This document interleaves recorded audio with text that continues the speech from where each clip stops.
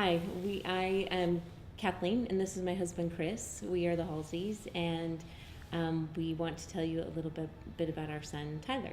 Tyler was 13 years old when he was diagnosed with a inoperable brain tumor called diffuse intrinsic pontine glioma, or DIPG.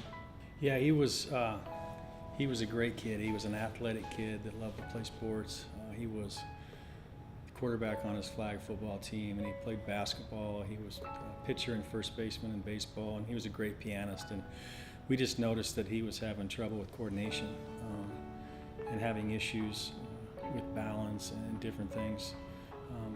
He had, in January of 2013, had a choking incident at the home where I was alone with him, and he choked, and I tried the Heimlich maneuver. I couldn't get anything to work. And that was the first time that we really were introduced to the Daisy Mountain Fire Department. As I called 911, and they came and helped with Tyler. They weren't able to dislodge that, he was choking on either, and we took him to, got him in the ambulance and took him to the hospital. And on the way, they were able to get him cleared. But that was our first introduction to Daisy Mountain, but also the beginning of our journey with his cancer diagnosis. It's a devastating diagnosis. It's a diagnosis without a cure and without a survival rate. And so it was tough news. And it was a long 17-month journey with Tyler that took us to the depths, and we also saw some inspirational things from him as well. The community of Anthem does what's called a Hands Across Anthem, and they put together this special event where the community lines up and holds hands, and it went, I don't even know how many people lined up to show their support for Tyler. And the Daisy Mountain Fire Department came, and Tyler was able to get in the fire truck and ride clear around, follow the route of how far, to see how many people were holding hands to support him. And just the smile on his face was priceless. Yeah, it really was. It made his day. When you have a child going through something like that, where it's hard, and there's, the only treatment for him was 6 weeks of chemotherapy and radiation, designed to maybe extend life a few months. And so a big part of treatment is for us, was just trying to make him happy. And every day our goal when we woke up in the morning was just to make him smile.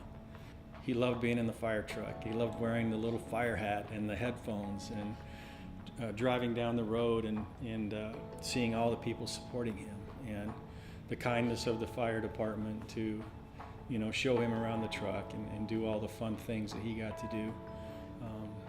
Those things were priceless for us, because it took his mind off of things, and it gave him hope, and it gave the community an opportunity to support him and to show how much they loved him as well, and to serve and to make his life a little better. Yeah. Near the end of his journey, his birthday was coming up. His 15th birthday was June 2014, and we asked him, what can we do? What can we do for a boy that's can't move any part of his body, that's lying in a hospital bed, can't really eat anymore? He was just couldn't speak. It's like, what can we do for him? So we asked him. He would speak to us with his eye gaze chart, and we said, what would you want for your birthday? And he said, he spelled out elevator. And we're like, elevator? And he wanted us to put an elevator in the house so that he could go upstairs, because it had been months since he had gone almost upstairs. Maybe even close to a year. Yeah. He had a bedroom upstairs, and basically from the day he was diagnosed, he never really could go upstairs again. I mean, the day we helped him to the hospital, we had to help him down the stairs, and that was really the last time he ever walked. That was his wish, was an elevator. Of course, we couldn't do that. So the next best thing was the Daisy Mountain Fire Department. Yeah, the word had got out that was his wish. And so birthday day, they show up and get him all situated and strapped in. They had to put him in like a gurney. Was it like? Yeah, he was in a gurney, and yeah. he was, he couldn't move anymore. He was completely paralyzed, and he couldn't speak. And so they were very calm and gentle and reassured him, because it was a little scary, Yeah. But it's something that he wanted to do. So, and they took him upstairs, and then they also let Tanner get involved. Yeah, so Tanner, our younger child at the time, he was 10, 11.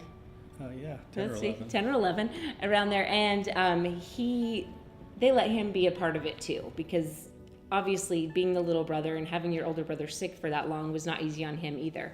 And so out front, they had Tanner in the bucket truck, and they raised him up to the second floor to deliver a gift for Tyler over the ledge. And just the smile that was on both of their faces, it was just, a moment that you can't. We could never have done ourselves. Yeah. And Tanner's in full, fireman's gear, and he enjoyed it and got to ride up there and be the center of attention for a minute too, which was special for him.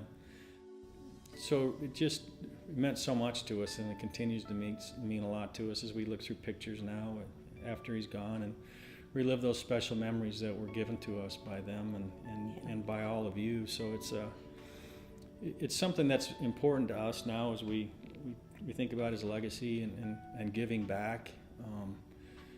And it's important to support organizations that will give back. I think our communities are only as strong as the people in them, and as much as they'll support those around them that are trying to do good and trying to make life better for others. So we're grateful for the fire department for many reasons, for showing up that day when he choked and saving my son.